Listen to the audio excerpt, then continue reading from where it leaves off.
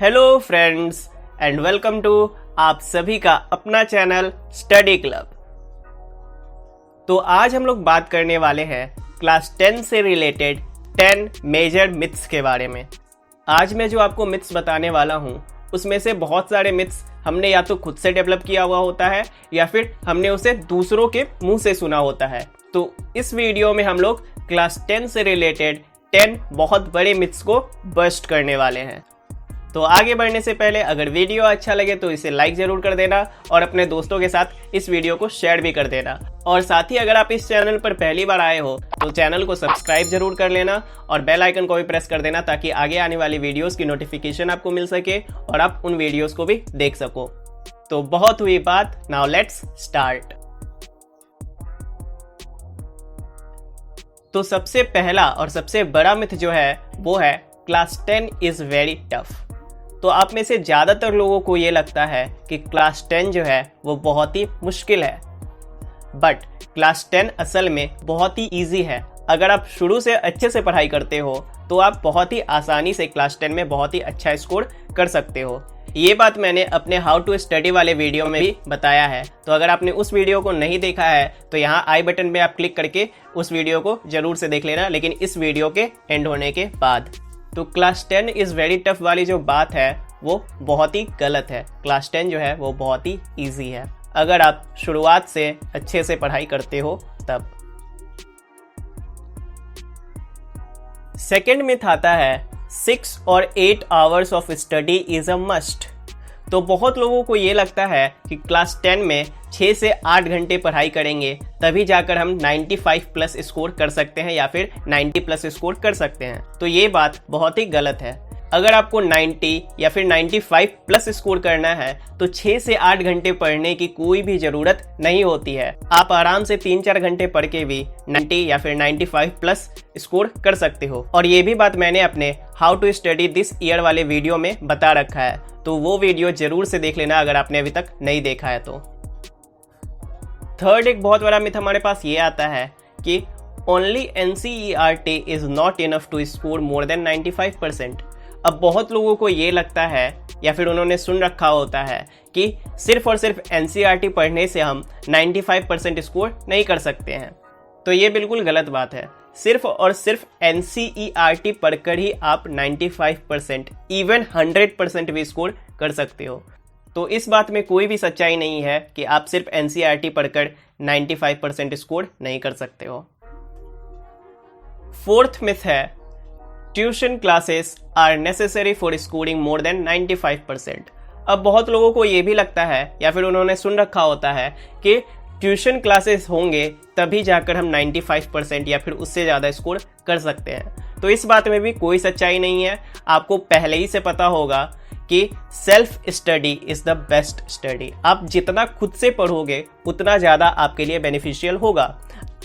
अब देखो, आप लोग छोटे बच्चे तो हो नहीं कि अब आपको उंगली पकड़ पकड़ के पढ़ाया जाए। आप इतने समझदार हो चुके हो कि बुक में लिखी हुई बातों को आप खुद से समझ सकते हो। और आज के ज़माने में तो आपके पास इंटरनेट और मोबाइल फ़ोन्स भी अवेलेबल है। तो आप बुक के साथ साथ इन चीज़ों से भी अपनी पढ़ाई बहुत ही अच्छे तरीके से कर सकते हो। तो 95 या फिर उससे ज़्यादा स्कोर करने के लिए ट्यूशन क्लासेस की कोई भी नेसेसिटी नहीं होती है। तो एग्ज़ाम टाइम से भी रिलेटेड हमारे दिमाग में बहुत सारे मिथ्स भरे होते हैं और उसी में से एक है invigilator teachers are super strict. अब आप लोग में से बहुत लोगों को ये लगता होगा या फिर ऐसा बताया गया होगा आपको कि एग्ज़ाम के समय जो इन्विजिलेटर टीचर होते हैं वो काफ़ी ज़्यादा स्ट्रिक्ट होते हैं। तो ऐसा बिल्कुल भी नहीं है। जो टीचर होते हैं वो बहुत ही ज़्यादा पोलाइट होते हैं आपसे। वो आपकी हर तरीके से मदद करना चाहते हैं। आपको जो भी प्रॉब्लम होता है आप उनसे पूछ सकते हो। हाँ, लेकिन ये नहीं समझ लेना कि आपको किसी का आंसर नहीं आ रहा है तो वो आपको आंसर बता देंगे, ऐसा नहीं होता है। लेकिन आंसर बताना छोड़ करके आपको किसी भी तरीके का प्रॉब्लम होता है तो वो आपकी हेल्प करते हैं। ऐसा बिल्कुल भी नहीं है कि आपको वहाँ अकेला छोड़ दिया जाता है या फिर बात बात पर आपको डांटा जाता है। ऐसा कुछ भी नहीं होता है। हाँ, 1-2 ऐसे टीचर होते हैं जो कि स्ट्रिक्ट होते हैं। ऑब्वियस सी बात है, इन्विजिलेटर टीचर भी क्या है, इंसान है। और इंसान में ज़्यादातर इंसान कैसे होते हैं, अच्छे होते हैं। लेकिन कुछ लोग कैसे होते हैं वो आपको बताने की ज़रूरत नहीं है। तो आप समझ सकते हो यहाँ से कि मैक्सिमम जो आपको इन्विजिलेटर मिलेंगे आपके क्लास में वो बहुत ही पोलाइट रहेंगे। हो सकता है कि एक दो कभी ऐसे मिल जाए जो आपको उतने पोलाइट नहीं लगे, लेकिन वो भी आपको ज़्यादा डांटते वगैरह नहीं है। अगर आप सीधा से अपना काम करते रहते हो तो आपको कोई कुछ बोलेगा भी नहीं। और कोई स्ट्रिक्ट इन्विजिलेटर भी है तब भी वो आपको हेल्प करते ही करते हैं अगर आप कहीं फंसते हो तो। अब हेल्प का मतलब मैं फिर से बोल रहा हूँ, ये मत समझ लेना कि आपको वो आंसर बता देंगे, ऐसा बिल्कुल भी नहीं होता है एग्जाम हॉल में। तो invigilator teachers are super strict is a myth. अगला मिथ आता है police officials visit for checking during exam. अब बहुत सारे अल्ट्रा लेजेंड्स को ये भी लगता है, और उनमें से मैं खुद भी हूँ, कि पुलिस ऑफिशियल्स विजिट करते हैं एग्ज़ाम हॉल चेकिंग के लिए। तो ऐसा बिल्कुल भी नहीं है, पुलिस ऑफिशियल्स नहीं आते हैं। मुझे पता है आप लोगों में से बहुत लोगों को ये बात पता होगा कि पुलिस वगैरह नहीं आती है, लेकिन मैंने इस चीज़ को यहाँ पे इसलिए इंक्लूड किया है क्योंकि मुझे ऐसा लगता था, और इसलिए मुझे ऐसा लगता है कि आप में से बहुतों को ऐसा लगता होगा कि पुलिस ऑफिशियल्स आते हैं, लेकिन ऐसा बिल्कुल भी नहीं होता है। तो आपको इसका टेंशन लेने की कोई भी ज़रूरत नहीं है। हाँ, ज़्यादा से ज़्यादा जो होता है वो CBSE अपने तरफ से एक रिप्रेजेंटेटिव भेजी रहती है हर एग्ज़ाम सेंटर पे, तो वो आपको एक बार विजिट करने आ सकते हैं, और वो भी आपको नहीं ही पता चलता है क्योंकि आप तो अपने पेपर लिखने में बिजी रहते हो। तो यस, अगर आप अपना पेपर लिखने में बिजी हो, जो कि आप रहोगे ही, तो प्राइम मिनिस्टर भी आपके एग्जामिनेशन हॉल में चेकिंग करने के लिए आ जाए, आपको पता नहीं चलेगा। तो आपको बस अपना पेपर पे फोकस करना है, कौन आता है कौन जाता है उस पर आपको फोकस नहीं करना है। ये बस मैंने आपके जानकारी के लिए बता दिया कि अगर आपको लगता है कि पुलिस वगैरह भी आती है तो आप बिल्कुल भी टेंशन मत लो, कोई नहीं आता है। और इन केस अगर आ भी जाए तो आपको डरने की कोई भी ज़रूरत नहीं है, क्योंकि आपने कुछ गलत नहीं किया है। तो बिल्कुल भी इस बात का टेंशन मत लेना, बस आराम से अपने पेपर को लिखना। अगला मिथ आता है reading question paper before writing is a must. तो अब देखो, आपको 15 मिनट्स पहले क्वेश्चन पेपर दे दिए जाते हैं। आपका एग्जाम 10:30 से स्टार्ट होता है, बट आपको क्वेश्चन पेपर 10:15 में ही दे दिया जाता है, और उसमें ऐसा बोला जाता है कि आपको क्वेश्चन पढ़ना है। तो वो सिर्फ आपको सजेस्टेड होता है कि आप क्वेश्चन पढ़ लो, ताकि उस क्वेश्चन पेपर में कहीं पर भी कोई भी मिस्टेक है तो आप वो फाइंड कर लो और उनको आप पहले ही इन्फॉर्म कर सको। ये ऐसा बिल्कुल भी नेसेसरी नहीं है कि आपको उस टाइम में क्वेश्चन पढ़ना ही पढ़ना है।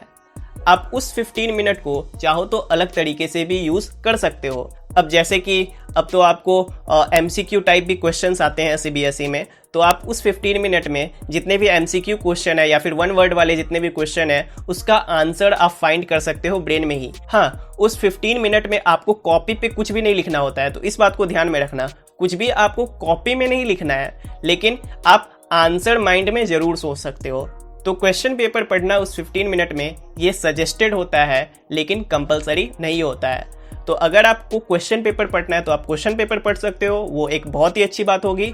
लेकिन अगर आपको उस टाइम को किसी और चीज़ में यूटिलाइज करना है, जैसे कि आपको स्ट्रैटेजी बनाना है कि मैं किस तरह से क्वेश्चन को अटेम्प्ट करूंगा, या फिर जैसा कि मैंने कहा कि आप उस टाइम में MCQ वगैरह या फिर 1 वर्ड वगैरह के आंसर्स भी अपने ब्रेन में फाइंड कर सकते हो। So reading question paper before writing is a must is actually a myth. अब एग्जाम टाइम से ही रिलेटेड हमारे पास एक और मिथ है कि attempting questions in sequence is a must.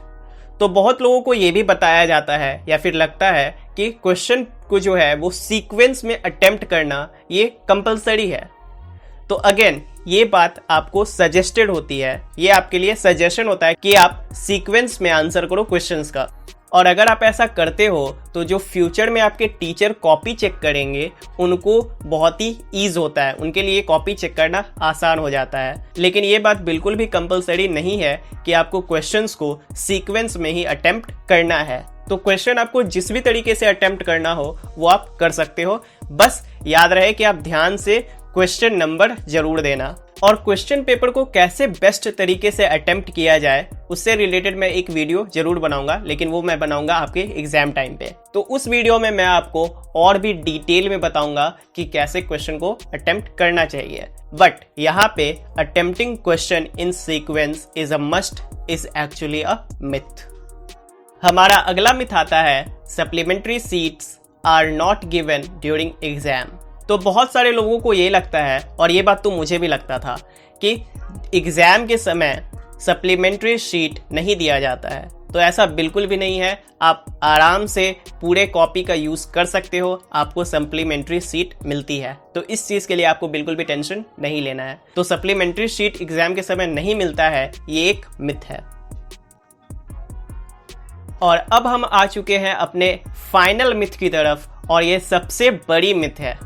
Myth number 10, life is set after class 10। तो बहुत लोगों ने आपको बोला होगा कि बेटा क्लास 10 अच्छे से कर लो, इसके बाद तुम्हारी लाइफ सेट है। और आप लोग में से बहुत लोगों को ऐसा लगता होगा कि बस क्लास 10 में ही तो मेहनत करना है और उसके बाद तो कोई मेहनत ही नहीं है, उसके बाद तो लाइफ सेट ही है। तो ऐसा बिल्कुल भी नहीं है। मेहनत करने वालों को हर जगह पे ही मेहनत करनी पड़ती है, और जितना आपको क्लास 10 में मेहनत करना है, यकीन मानो आगे चल के उससे बहुत ज़्यादा मेहनत करना पड़ेगा आपको। पहले तो हमें सक्सेसफुल होने के लिए मेहनत करना पड़ता है, और सक्सेसफुल होने के बाद भी हमें मेहनत करते रहना पड़ता है अपने सक्सेस को मेंटेन रखने के लिए, अपने सक्सेस को सस्टेन रखने के लिए। और मेहनत से हमें डरना नहीं चाहिए। मेहनत से ही तो आपको आपकी लाइफ की वैल्यू समझ में आती है। तो मेहनत से बिल्कुल भी डरना नहीं है आपको। क्लास 10 आपकी लाइफ की फर्स्ट सीढ़ी है, आपको इसे अच्छे से चढ़ना है, और आपके पास अभी बहुत टाइम है। आप आराम से मेहनत करके, जैसा कि मैंने कहा कि दिन के 3-4 घंटे भी पढ़कर आप आराम से 95 प्लस स्कोर कर सकते हो। और आगे मेहनत करते रहने के लिए बिल्कुल मोटिवेटेड रहना। ये मत समझना कि आगे तुम्हें मेहनत नहीं करना है। तो बस आज के लिए इतना ही। जाने से पहले एक बोनस मिथ, और बोनस मिथ भी थोड़ा सा फनी ही मिथ है। एक्चुअली मुझे भी ऐसा लगता था, और आप में से भी बहुत सारे लोगों को ऐसा लगता होगा कि एक बार एग्जामिनेशन हॉल में एंटर कर जाने के बाद आपको वॉशरूम जाने को नहीं मिलेगा। तो ऐसा बिल्कुल भी नहीं है। एग्जामिनेशन हॉल में एंटर करने के बाद से लेकर के जब तक आपको कॉपी ना मिल जाए तब तक आप जा सकते हो। और बात रहा पानी से रिलेटेड, तो आप अपना वाटर बॉटल ही लेकर जा सकते हो एग्जामिनेशन हॉल में एज़ पर CBSE रूल्स। और अगर आप नहीं भी लेकर जाते हो तो बीच बीच में आपको पानी प्रोवाइड किया जाता है। वहाँ पे जो भी स्टाफ होते हैं, उस पर्टिकुलर स्कूल के जो भी स्टाफ होते हैं, वो आपको पानी प्रोवाइड करवाते हैं एग्जाम के बीच में भी। तो इससे रिलेटेड आपको किसी भी तरीके का टेंशन लेने का ज़रूरत नहीं है। तो इतने सारे मिथ थे मेरे पास जो कि मैंने सोचा आपसे शेयर कर दूं। मुझे पता है आपको इसमें से बहुत सारी बात पहले से ही पता होंगी, और बहुत सारी बात ऐसे भी होंगी जो कि आपको पहली बार पता चली है, जो कि आपको आज पता चला है कि हाँ ये असल में मिथ होता है। सो आई होप कि ये वीडियो आपके लिए हेल्पफुल रहा हो। और अगर ये वीडियो आपको हेल्पफुल लगा तो इस वीडियो को आप एक लाइक जरूर दे देना। वैसे भी आप एक ही दे सकते हो, तो लाइक जरूर कर देना, और अपने दोस्तों के साथ शेयर जरूर कर देना। एक वीडियो को बनाने में बहुत ज़्यादा मेहनत लगता है। I hope you all will understand this. So that's all for now. मिलते हैं हम लोग अगले वीडियो में। तब तक के लिए पढ़ाई करते रहें। और पढ़ाई से रिलेटेड मैं आपको बता दूं कि अगर आप इस चैनल पर पहली बार आए हो तो हम ऑलरेडी क्लास 10 के इकोनॉमिक्स, पॉलिटिकल साइंस और ज्योग्राफी को पढ़ा रहे हैं। एक बार आप चैनल विजिट करके उन वीडियोस को चेकआउट जरूर कर लेना। सो बस इतनी ही इन्फॉर्मेशन देनी थी आपको। मिलते हैं हम लोग अगले वीडियो में। तब तक के लिए पढ़ाई करते रहो। All the very best and bye bye.